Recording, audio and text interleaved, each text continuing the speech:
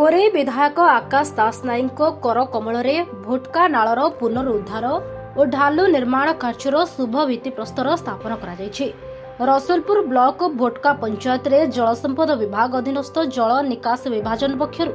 75 लाख टंका व्यय अटकल चाषी मानक स्थायी समाधान और चाष कार्य पानी अभाव न रहिबाकु दृष्टि रखी आज यह प्रोजेक्ट को उद्घाटन करथिबा विधायक कहिथिले। चाषी भाई मानकर एभली एक दीर्घ दिनर स्वप्न को पूरण कर चाषी मानक मुहरे हस फुटाइथिबा अंचलवासी विधायक धन्यवाद देथिले। यह कार्यक्रम जल निकास विभाजन निर्वाही जंत्री और अधीक्षण जंत्री और स्थानीय सरपंच समेत शताधिक बीजेपी कर्मी सामिल होइथिले। आज भोटका पंचायत ठारे ड्रेनेज डिविजन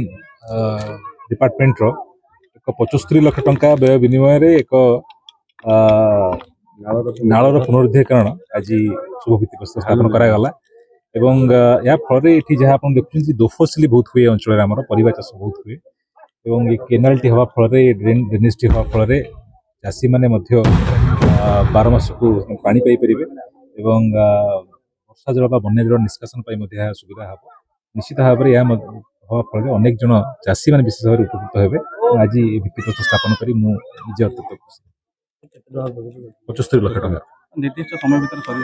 निश्चित भाव में ड्रेनेज डिपार्टमेंट को समय दिखाई से डिपार्टमेंट मध्य ही सारे और समुदाय 75 लाख टंकार व्यय अटकल कराई एवं ये व्यय अटकल सरला पुणी द्वितीय फेज रे टंका देवा प्रपोजल दे। मो ना स्मृति रेखा राउत सरपंच भोटका पंचायत जब आज आमर एमएलए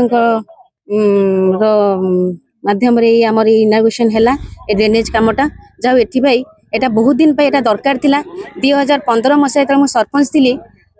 से समय आम गोटे लेटर करूँ ड्रेनेज विभाग को जाओ से कथा भी देते कथा रखिले सांक्शन होगी से कामटा आज आसी जहा द्वारा कि एठी बहुत चाषी माने बहुत